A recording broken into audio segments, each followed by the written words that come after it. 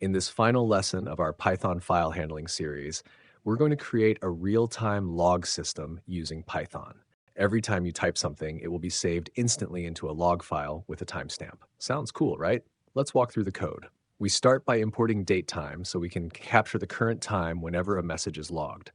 Then we define a function called writeLog. This function asks the user to write a message. If the message is exit, we stop the program. Otherwise, we generate a timestamp in the format and append the message into a file called log.txt. We open this file in append mode A, so every new message goes to the end of the file. And finally, we run a while true loop that keeps asking the user for messages until exit is typed. Now let's run the code. When we first enter a message, a new file named log.txt will be created automatically.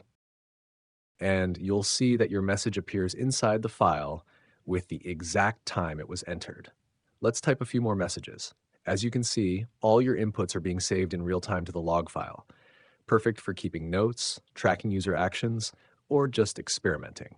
If I type exit, the program will stop. Let's run it again to test. This time, we'll enter different messages, and you'll see that they continue to be added to the log file without losing any data. This is a simple but powerful technique to build a custom logging system in Python. If you enjoyed this video and found this series helpful, make sure to like, subscribe, and turn on notifications so you never miss a future tutorial. Thanks for watching, and I'll see you in the next playlist.